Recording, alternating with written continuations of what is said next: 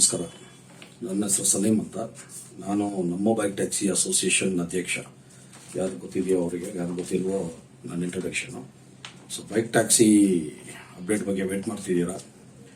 So ಓದ್ಸತಿ ಬಂದ್ಬಿಟ್ಟು bike taxi ಅದೇ opposition ಇಂದ ಬಂದ್ಬಿಟ್ಟು ಅವ್ರು ರಿಪೋರ್ಟ್ ಸಬ್ಮಿಟ್ ಮಾಡಿದ್ರು, ನಾವು ಬೈಕ್ ಟ್ಯಾಕ್ಸಿಗೆ ಪರ್ಮಿಟ್ ಕೊಡಲ್ಲ ಅಂತ. ಇದು ಓದ್ಸತಿದು. ಇವತ್ತು ನಮ್ಮ ಕಡೆ ಅವರು ಬೈಕ್ ಟ್ಯಾಕ್ಸಿ ಅವ್ರು ಬಂದ್ಬಿಟ್ಟು ರಿಪೋರ್ಟ್ ಸಬ್ಮಿಟ್ ಮಾಡಬೇಕಾಗಿತ್ತು. ಅದು ಇವತ್ತಾಯ್ತು. ಇವತ್ತು ಆರ್ಗ್ಯುಮೆಂಟ್ ಆಯ್ತು. ಆರ್ಗ್ಯುಮೆಂಟ್ ಅಲ್ಲಿ ಸ್ಟೇಟ್ ಏನಕ್ಕೆ ಪಾಲಿಸಿ ಫ್ರೇಮ್ ವರ್ಕ್ ಮಾಡಲ್ಲ ಅಂತ ಹೇಳ್ತಿದೆ. ಅಂತ ಇಲ್ಲ ಅಂತ ಹೇಳೋದಕ್ಕೆ ಫಸ್ಟ್ ಆಫ್ ಆಲ್ ಅದು ಪಾಲಿಸಿ ಇರಬೇಕು. ಪಾಲಿಸಿ ಇದ್ರೇನೆ ಬಂದ್ಬಿಟ್ಟು ಇದನ್ನ ನೀವು ಇಲ್ಲ ಮಾಡಕ್ಕಾಗಲ್ಲ ಅಂತ ಹೇಳೋಕ್ಕಾಗೋದು. ನಿಮ್ಮ ಹತ್ರ ಫ್ರೇಮ್ ವರ್ಕ್ ಇಲ್ಲ ಅಂತ ಇದನ್ನ ಬ್ಯಾನ್ ಮಾಡೋದು ಅನ್ಯಾಯ. ಓಕೆನಾ? ಆಮೇಲೆ 11 ಜನನ ಬಂದ್ಬಿಟ್ಟು ಕರೆದ್ಬಿಟ್ಟು ಇದು ಮಾಡಿದ್ರಲ್ಲ, ಅದಕ್ಕೆ ನೀವು ಯಾರ ಪರವಾಗಿ ನೀವು ಯಾರ ಹತ್ರ ಆದ್ರೂ ಸೊಲ್ಯೂಷನ್ ಕೇಳಿದೀರಾ? Example aggregator Ola, Uber, Rapido ಇವ್ರ ಹತ್ರ ಯಾರ ಹತ್ರ ಆದ್ರೂ ಡಿಸ್ಕಸ್ ಮಾಡಿದೀರಾ? ಯಾರ ಹತ್ರನೂ ಮಾಡಿಲ್ಲ. ಬರೀ ಒಂದು ಕಮಿಟಿ ರಚನೆ ಆಯ್ತು. ಕಮಿಟಿ ರಚನೆ ಆಯ್ತು. ಅದಾದ್ಮೇಲೆ ಡೈರೆಕ್ಟ್ ಆಗಿ ಇಲ್ಲ ನಾವು ಪರ್ಮಿಟ್ ಅಲೋ ಮಾಡಲ್ಲ. ಏನಕ್ಕೆ ಅಲೋ ಮಾಡಲ್ಲ ಅಂತಾನೆ ಇವತ್ತು ಒಂದು ಆರ್ಗ್ಯುಮೆಂಟ್. ಅಲೋ ಮಾಡಲೇಬೇಕು. ನಿಮ್ಮ ಹತ್ರ ಬಂದ್ಬಿಟ್ಟು ಕ್ಯಾನ್ಸಲೇಷನ್ ಮಾಡೋದಕ್ಕೆ ಯಾವ್ದು ರೀಸನ್ ಇಲ್ಲ, ಇದನ್ನ ಬ್ಯಾನ್ ಮಾಡೋದಕ್ಕೆ ಯಾವ್ದು ರೀಸನ್ ಇಲ್ಲ. ಹಂಗಿದ್ರೆ ನಿಮ್ ಪಾಲಿಸಿಯಲ್ಲಿ ಇದು ಇದೆ ಅಂತ ನಮಗ್ ತೋರಿಸಿ ನಾವು ಒಪ್ಕೊಂತೀವಿ. ಕ್ಯಾನ್ಸಲೇಷನ್ ಮಾಡೋದಕ್ಕೆ, ಬ್ಯಾನ್ ಮಾಡೋದಕ್ಕೆ ಒಂದು ಕಮಿಟಿ ಅಂತ ರಚಿಸಿರುವಾಗ ಅದಕ್ಕೆ ಬಂದು ಯಾರ್ಯಾರಿದ್ದಾರೆ ಅವ್ರನ್ನ ಕರೆದುಬಿಟ್ಟು ನೀವು ಏನೇನ್ ಆಗ್ತಾ ಇದೆ, ಏನೇನ್ ಆಗ್ತಿಲ್ಲ ಅಂತ ಡಿಸ್ಕಸ್ ಮಾಡಬೇಕಾಗಿತ್ತು. ಏನಕ್ಕೆ ಕೊಡಲ್ಲ ಅಂತಾನು ಡಿಸ್ಕಸ್ ಮಾಡಬೇಕಾಗಿತ್ತು. ಯಾವ್ದು ಡಿಸ್ಕಸ್ ಮಾಡಿಲ್ಲ. ಒಂದೇ ಸತಿ ಪರ್ಮಿಟ್ ಕೊಡಲ್ಲ ಅಗ್ರಿಗೇಟರ್ ಕಂಪನಿಗೆ.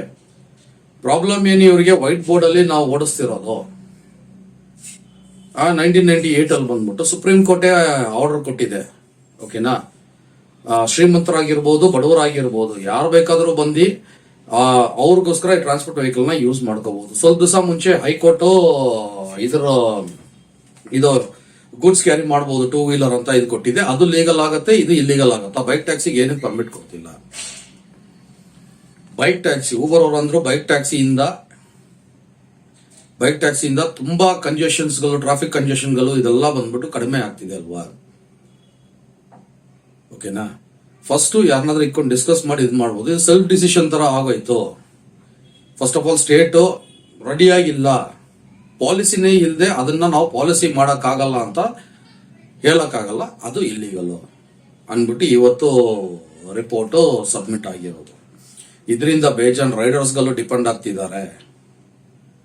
ಈಗ ನಾವು ಆ್ಯಪ್ ಬೇಸ್ ಸರ್ವಿಸ್ ನ ವಾಪಸ್ ತಗೊಂಡ್ಬಿಟ್ರೆ ಅವ್ರಿಗೆ ದಿಕ್ಕು ದಸೆ ಇರಲ್ಲ, ಹೆಂಗೆ ಏನ್ ಮಾಡ್ಬೇಕಂತ ಇರಲ್ಲ.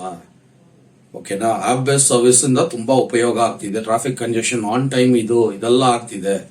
ಟ್ರಾಫಿಕ್ ಕಂಜೆಷನ್ ಕಡಿಮೆ ಆಗ್ತಿದೆ. ಲಾಸ್ಟ್ ಟೈಮ್ ಅವ್ರು ಅಂದ್ರು ಇಲ್ಲ ಟ್ರಾಫಿಕ್ ಕಂಜೆಷನ್, ಆಮೇಲೆ ವೈಟ್ ಬೋರ್ಡ್ ಅದು ಅಂದ್ರು.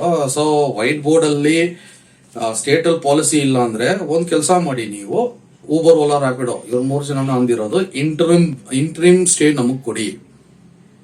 ಸೆಂಟ್ರಲ್ ಬೇಸ್ಡ್ ಅಲ್ಲಿ ಮೋಟಾರ್ ವೆಹಿಕಲ್ ಆಕ್ಟ್ ಇದೆಲ್ಲ ಸೆಂಟ್ರಲ್ ಬೇಸ್ಡ್, ಅದ್ರ ಪರವಾಗಿ ನಮಗೆ ಇಂಟ್ರಿಮ್ ಬೇಲ್ ಕೊಡಿ. ಯಾವಾಗ ತನಕ ಇವರು ಗವರ್ಮೆಂಟ್ ಫ್ರೇಮ್ ವರ್ಕ್ ಮಾಡಲ್ವೋ, ಫಸ್ಟ್ ಫ್ರೇಮ್ ವರ್ಕ್ ಮಾಡಿಸ್ಲಿ ಇವರು. ಆಮೇಲೆ ಎಲ್ಲಿ ನಾವು ಬ್ಯಾನ್ ಮಾಡ್ತಾ ಇದೀವಿ, ನೀವು ಪಾಲಿಸಿನೇ ಇಲ್ಲ ಅಂದ್ರೆ ಅದನ್ನ ನೀವು ಬ್ಯಾನ್ ಮಾಡಕ್ ಆಗಲ್ಲ. ಇದೇ ಇವತ್ತೊಂದು ಆರ್ಗ್ಯುಮೆಂಟ್. ಸೊ ಇವತ್ತು ಇದು ಆರ್ಗ್ಯುಮೆಂಟ್ ಸಬ್ಮಿಟ್ ಆದ್ಮೇಲೆ, ನಮ್ ಕಡೆಯಿಂದ ಸಬ್ಮಿಟ್ ಆದ್ಮೇಲೆ 20th ನವೆಂಬರ್ಗೆ ಡೇಟ್ ಪುಷ್ ಆಗಿದೆ. ಓಕೆನಾ? ಸೊ ಆ ಕಡೆನೂ ಪರವಾಗಿ ಫೈನಲ್ ರಿಪೋರ್ಟ್ ಸಬ್ಮಿಟ್ ಆಗಿದೆ. ಈಗ 28 ನವೆಂಬರ್ಗೆ ಡಿಸಿಷನ್ ವೇಟ್ ಮಾಡಬೇಕಾಗಿರುತ್ತೆ. ನಮಸ್ಕಾರ, ಧನ್ಯವಾದಗಳು.